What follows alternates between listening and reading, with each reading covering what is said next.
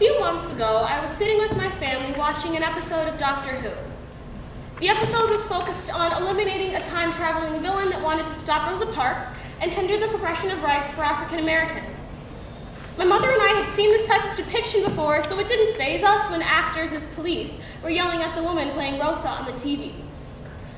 But it hadn't occurred to me that my sister, Riley, was nestled under my arm, crying.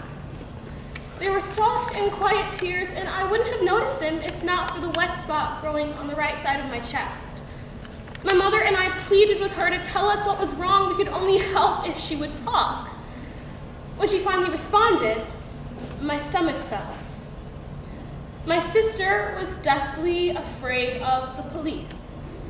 She turns 9 tomorrow, and she is terrified that she will be taken and killed, and that people will see her as someone who was a threat, someone who provoked the police, like she sees on TV.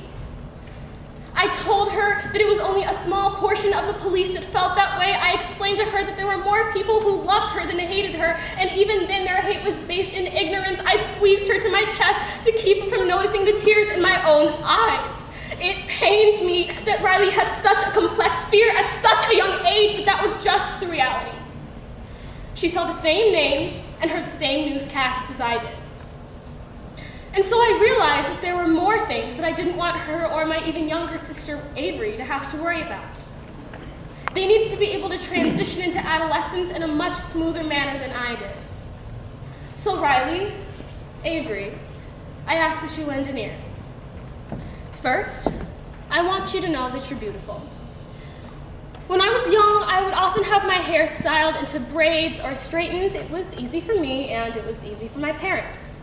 But one day in 7th grade, I mustered up the strength to wear my natural hair to school, and before the day was over, I was told that it looked like an ugly bird's nest. I brushed off the comment, but the words stuck with me. One internalized comment made me hypersensitive to all of the things that made me beautiful. I hated my lips. I hated how their fullness spread across the lower half of my face. I hated my nose, how its wideness took up even more space than my lips did. Every day I felt like a caricature. I hated my skin.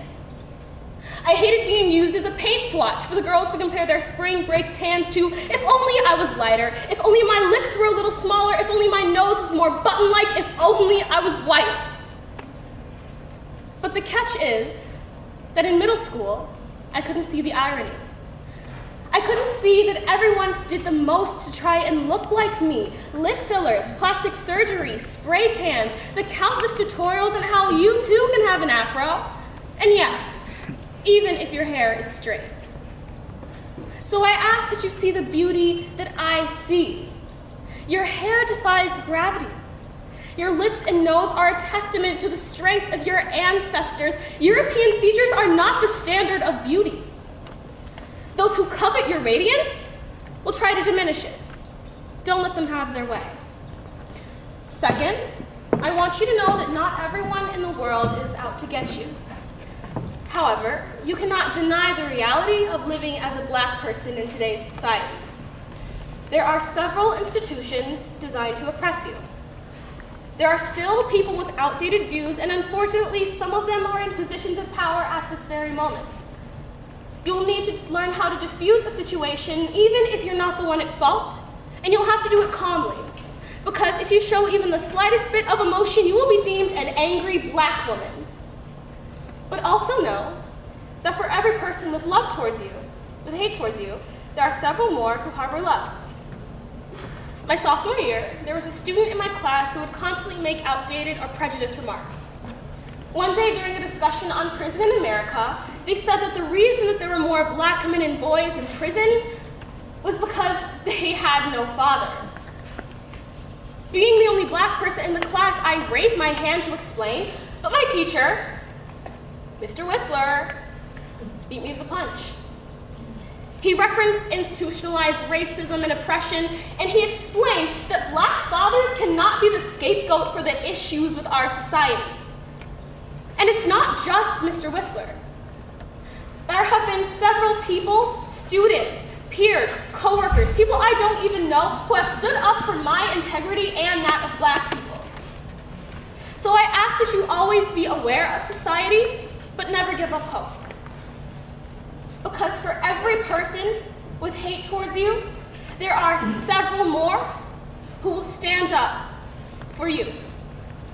Third, and most important, I ask that you never, ever, ever question your blackness.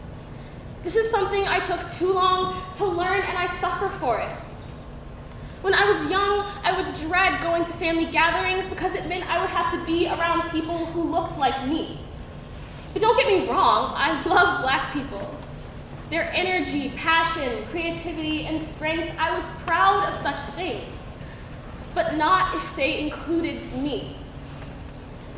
Growing up in a predominantly white area had limited my exposure to Black people to my immediate relatives. I felt comfortable around white people, but when it came to anyone Black, I felt like a bad apple that could ruin the bunch. A contaminant that would sully and bring shame.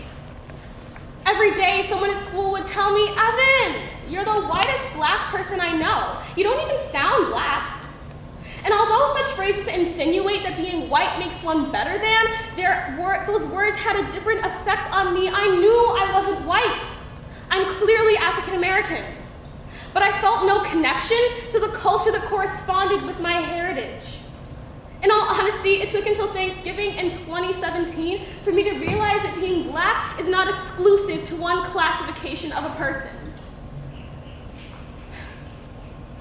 It is my strength, my creativity, my passion, and my energy as much as it is yours. Being Black is what you make it. It is a privilege to be a part of such a community with such camaraderie and such history. Every day I learn a new piece of history or a new skill. So Avery, Riley, I ask that you not fear the skin that you live in. See the beauty that I see, have faith and trust in others. There's no need to worry about where you belong, because you can always know that wherever you go, your place is with me. Love, Evan.